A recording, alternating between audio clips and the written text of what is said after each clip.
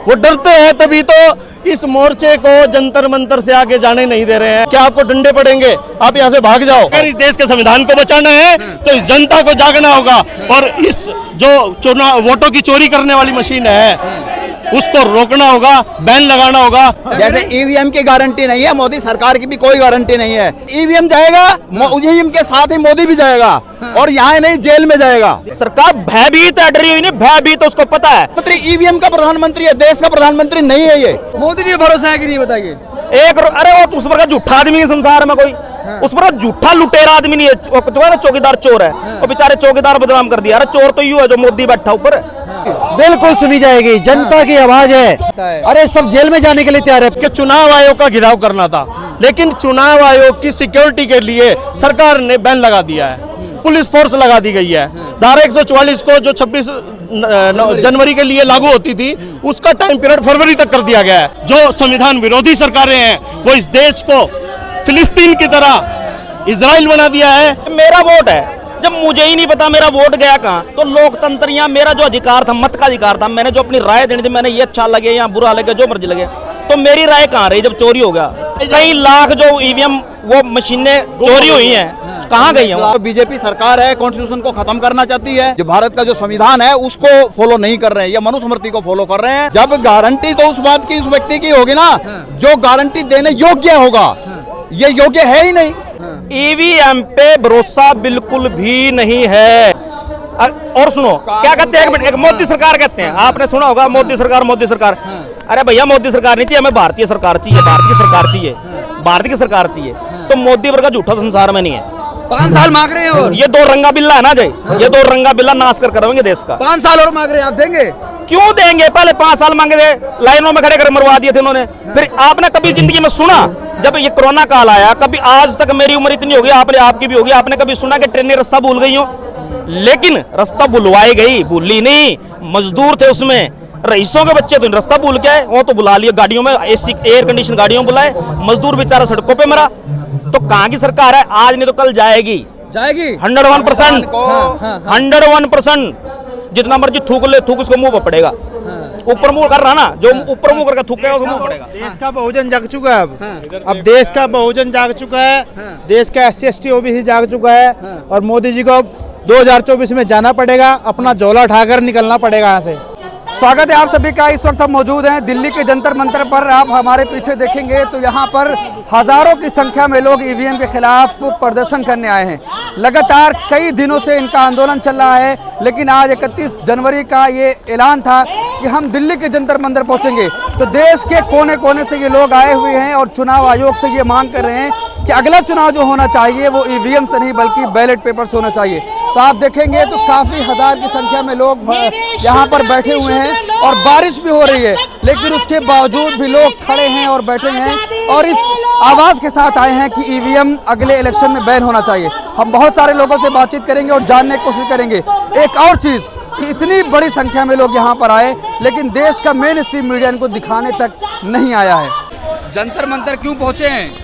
जी, मैं सागर मुंबक, राष्ट्रीय मूल निवासी संघ से CC मेंबर। हम यहाँ हरियाणा से पहुँचे हैं सभी टीम को लेकर। आज महा आंदोलन की कॉल थी, महामोर्चा की कॉल थी, माननीय वामन मेश्राम जी की कॉल थी कि ईवीएम को बैन करने के लिए। तो इसी के बैन के लिए हम यहाँ पर पहुँचे हैं। जी, तो क्या ईवीएम में भरोसा नहीं रह गया? हमें ही नहीं, सारी दुनिया को ही भरोसा नहीं रह गया है। जिन देशों को हम आधुनिक समझते हैं, जो हमारे से अगर हम टाइम पीरियड में कहें तो 20-20, 25-25 साल आगे हैं, भविष्य की ओर उन्होंने रुख किया हुआ है। वो देश भी जिन्होंने बनाई है ईवीएम को, वो खुद से ही ईवीएम के जरिए चुनाव नहीं करवाते हैं। वो खुद इतने आधुनिक होने के बाद भी बैलेट बॉक्स का इस्तेमाल करते हैं चुनाव के लिए, जो फ्री फेयर एंड ट्रांसपेरेंट तरीके से चुनाव होता है। इसीलिए वो प्रक्रिया को उन्होंने छोड़ दिया है, क्योंकि ईवीएम से फ्री फेयर और ट्रांसपेरेंट चुनाव नहीं होते थे, वो दोबारा से बैलेट बॉक्स पे आ गए हैं। तो हमने भी अभी 20 साल एक्सपेरिमेंट कर लिया है। कांग्रेस का 10 साल टाइम पीरियड रहा और 10 साल बीजेपी का भी रहा है, तो हमें भी ये एक्सपेरिमेंट छोड़ देने चाहिए। अगर देश को बचाना है इस देश के संविधान को बचाना है तो हमें बहुत जल्द ही ईवीएम को बैन करवाना पड़ेगा। नहीं तो ये लोग जो संविधान को नहीं मानते, जो सड़कों पर उतर कर ये कहते हैं कि हम आए ही संविधान को खत्म करने के लिए हैं, वो लोग इस देश के संविधान को खत्म कर देंगे। ईवीएम संविधान को खतरा हो गया अब? ईवीएम रहेगी तो उन लोगों की सरकार रहेगी, सरकार रहेगी तो धीरे धीरे जैसे जैसे वो संविधान को खत्म करते जा रहे हैं, वो एक दिन आएगा वो बिल्कुल खत्म कर देंगे। लेकिन वो तो कह रहे जनता गारंटी में हमारी मोहर लगा रही है, आप ईवीएम को जिम्मेदार ठहरा रहे हैं। जनता को पता ही नहीं है कि ईवीएम चोर है। पहले बता तो दिए कि ईवीएम से कैसे ट्रांसपेरेंट चुनाव होते हैं। आज तक किसी ने भी, आज क्यों इकट्ठे हुए हैं कि चुनाव आयोग का घिराव करना था, लेकिन चुनाव आयोग की सिक्योरिटी के लिए सरकार ने बैन लगा दिया है, पुलिस फोर्स लगा दी गई है। धारा 144 को जो 26 जनवरी के लिए लागू होती थी, उसका टाइम पीरियड फरवरी तक कर दिया गया है ताकि इस आंदोलन को रोका जा सके। क्या लगता है ईवीएम पे अब कुछ होगा एक्शन? ईवीएम जो जन आंदोलन बढ़ रहा है, ईवीएम पे बैन लगेगा और हम इस ईवीएम को बैन लगाकर ही दम लेंगे, करा के दम लेंगे। बिल्कुल, ईवीएम को बैन कराकर ही दम लेंगे। अगर इस देश के संविधान को बचाना है तो इस जनता को जागना होगा और इस जो चुनाव वोटों की चोरी करने वाली मशीन है उसको रोकना होगा, बैन लगाना होगा। अगर इस देश के संविधान को बचाना है, अपने हक अधिकार को बचाना है, इस देश को बचाना है। नहीं तो ये लोग जो संविधान विरोधी सरकारें हैं, वो इस देश को फिलिस्तीन की तरह इजराइल बना दिया है। वो इस देश को भी, भारत को, जो भारत, ये भारत का संविधान भारत लिखा हुआ है, इस भारत को भी हिंदुस्तान बना देगी ये सरकारें। इसलिए हमें इस देश के संविधान को और इस देश को बचाने के लिए ईवीएम को बैन करना पड़ेगा। लेकिन प्रधानमंत्री कहते हैं हमारी सरकार में लोकतंत्र मजबूत हुआ, आप कह रहे संविधान को खतरा है। ऐसा कांग्रेस भी कहती थी, वो भी खत्म हुई, ये भी खत्म हो जाएगी और हम करके रहेंगे। खत्म हो जाएगी? बिल्कुल होगी, बिल्कुल होगी, जाग चुकी है। ये आंदोलन खत्म कर देगा। ये आंदोलन ईवीएम को ही नहीं, ये सरकार जो ईवीएम से चुनकर आने वाली सरकार है उनको भी खत्म कर देगा। एक बात बताइए, शर्मिला जी ने 15 साल अनशन किया, 15 साल, और जब उसने देखा कि मैं काला कानून खत्म करने में असमर्थ हूं, उसके बाद उसने एमपी का इलेक्शन लड़ा। आप हैरान जाओगे, जो 15 साल एक काले कानून को हटाने के लिए संघर्ष करती है और उसको कुल 95 वोट मिलते हैं, तो ये चिंता का विषय है कि वो वोट गए कहां। अब मैं कहता हूं परिवार का बंदा खड़ा हो जाए, 95 वोट तो किसी को मिल जाएंगे, कुत्ते को खड़ा कर दो उसको भी मिल जाएंगे। जो एक संघर्षशील कार्य करता है शर्मिला जी, उसको भी 95 वोट मिलते, तो चोरी कहां हुई? कहीं ना कहीं तो चोरी है, कहीं ना कहीं तो गड़बड़ है। और रही बात चोरी की, कि मेरा वोट है, जब मुझे ही नहीं पता मेरा वोट गया कहां, तो लोकतंत्र या मेरा जो अधिकार था, मत का अधिकार था, मैंने जो अपनी राय देनी थी, मैंने ये अच्छा लगे या बुरा लगे, जो मर्जी लगे, तो मेरी राय कहां रही जब चोरी हो गया? चोरी, अगर आपकी बात मान लें कि वो सही है, अरे मुझे तो पता हो सही है, मुझे ही नहीं पता तो कहां से सही है?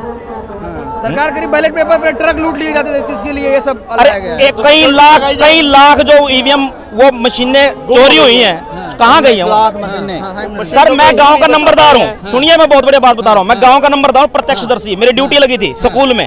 स्कूल में मैं गया था, वहाँ पे जब वो चेकिंग हुई थी पिछले इलेक्शन के अंदर, जो चेकिंग कर रहे थे, वो कह रहे थे 10 वोट डालने हैं, जो वहाँ पे ड्यूटी लगी हुई थी। मैंने कहा नहीं जी, एक बार में 50 डाल लूंगा, मैं तो चेक करूंगा। उन्होंने मुझे 50 वोट नहीं डालने दिया। ऐसा हो नहीं, पॉसिबल ही नहीं। पॉसिबल क्यों नहीं है? तो क्यों नहीं डालने दिया? शक तो पैदा करते हैं ना, वो मशीनें गायब हो जाती है। लेकिन जहाँ जीतते हैं वहाँ ईवीएम जिम्मेदार नहीं, जहाँ हार जाते हैं वहाँ ईवीएम जिम्मेदार ठहराते हैं। सर ऐसा है, चोरी जो है ना, चोर चोरी करता है, चोरी बड़ी सोच समझ के करता है। अब अगर उन्होंने ये काला बिल्कुल एक करते हुए पूरे देश में अपना ही शासन कर लिया, तो लोग पागल हो जाए। फिर ये क्रांति इतनी टाइम नहीं लगना, फिर क्रांति फटाफट होगी और ये होके रहेगी, आज नहीं तो कल क्रांति होगी ही होगी।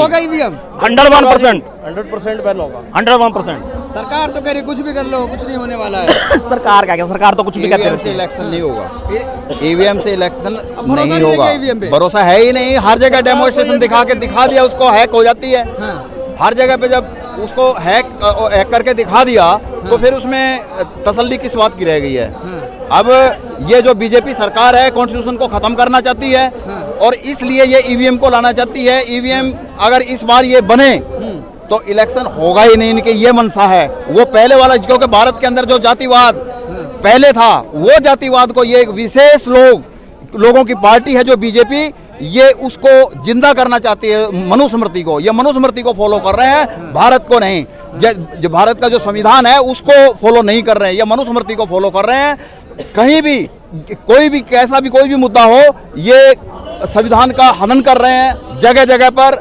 क्योंकि जो प्रधानमंत्री बनाया जाता है लोगों की राय से बनाया जाता है। अगर जब लोग नहीं चाहते ईवीएम को, ये क्यों इसको अड़ा के खड़े हैं? ये सिर्फ प्रधानमंत्री बीजेपी कह रहे जनता हमारी गारंटी मोहर लगा रही है, आपकी जनता क्या गारंटी? वैसे कहने को क्या है, मैं कह दूंगा देश की मेरी गारंटी है, मेरे हाथ में कुछ नहीं होगा, तो उसमें क्या है? जब गारंटी तो उस बात की, उस व्यक्ति की होगी ना जो गारंटी देने योग्य होगा। ये योग्य है ही नहीं, योग्य नहीं प्रधानमंत्री, ये योग्य ही नहीं। प्रधानमंत्री ईवीएम का प्रधानमंत्री है, देश का प्रधानमंत्री नहीं है। ये लोगों का प्रधानमंत्री, देश का, लोगों से देश होता है। जब इतने लोग यहाँ पर संघर्ष कर रहे हैं, जगह जगह पर ये तानाशाही दिखा रहे हैं, किसानों के साथ इन्होंने क्या किया, मजदूरों के साथ क्या किया, छात्रों के साथ क्या किया है, कॉलेजों में प्रताड़ित। भारत के इतिहास में पहले मजबूत प्रधानमंत्री है। कैसे मजबूत है?